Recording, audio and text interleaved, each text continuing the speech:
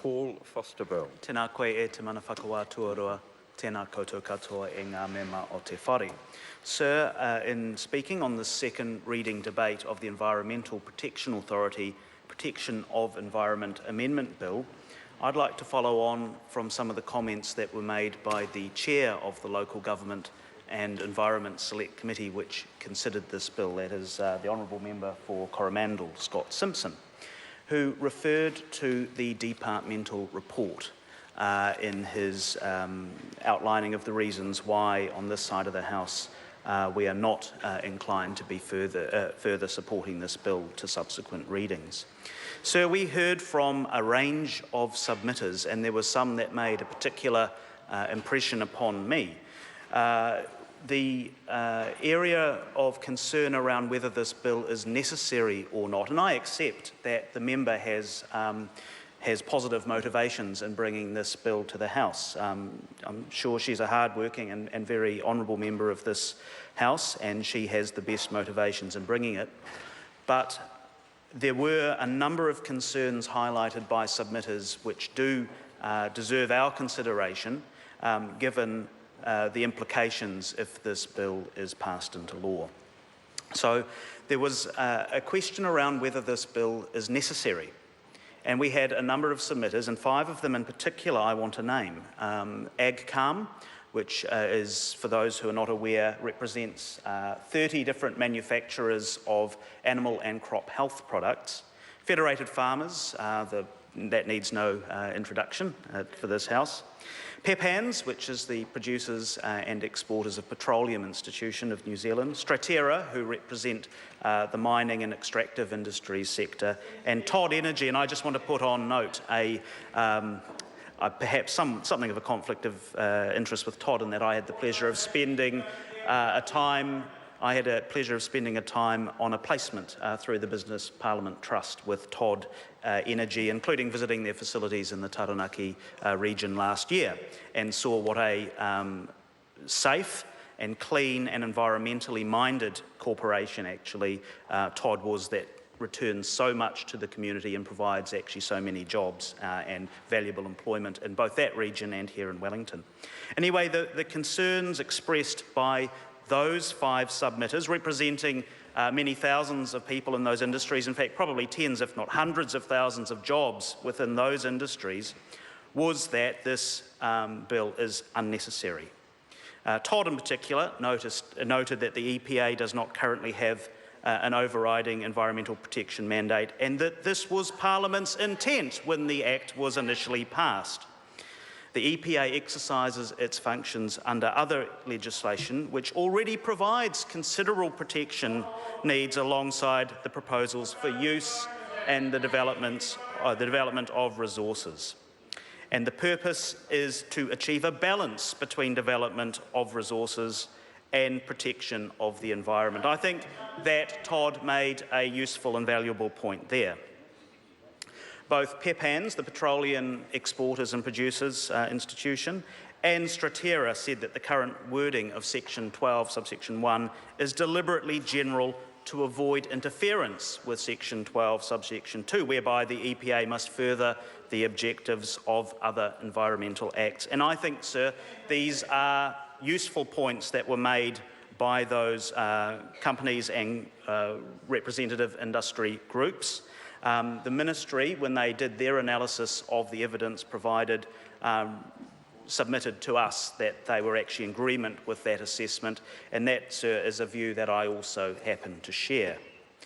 Turning on to another issue which has also been given some, I think, discussion, particularly by Mr Simpson, and that's around the uncertainty that this legislation may well introduce. And when we're considering the uncertainty that could be introduced, and there were additional submitters who said that there would, in fact, Mr O'Rourke, be uncertainty introduced, not only AgCalm, Federated Farmers, Pepans, Stratera and Todd Energy, but also Business New Zealand, representing 90% of the private enterprise in this country, Mr O'Rourke. Hundreds of thousands of jobs at risk when we're talking about uncertainty being introduced into legislation. But that uncertainty could have very real ramifications, and I think to some of the decisions that have been taken by the EPA in the last year or two. And I personally, Mr. Speaker, don't agree with each and every decision that the agency has been taking. I didn't necessarily agree with the Chatham rock phosphate decision. On a personal basis, I might not have agreed with the decision around iron sand extraction in Taranaki, and I certainly didn't agree with decisions around the basin reserve roading improvements that have been stymied, holding our capital city back. Whilst I personally didn't agree with them, it is important that certainty is present in those decisions. And there was one interesting decision that I agreed with very much last year, and that was the EPA's groundbreaking decision to approve the use of a retrovirus for human liver cancer treatment trials.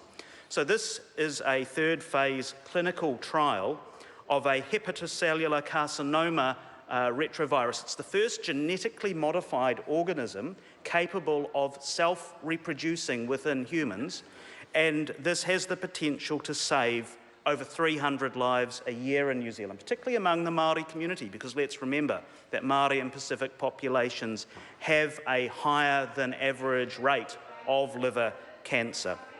So if we aren't to allow such valuable medical trials, if we are to introduce uncertainty into the underpinning legislation, because let's not forget, the EPA doesn't just approve major environmental projects such as the extraction of resources or mining or farming or roading.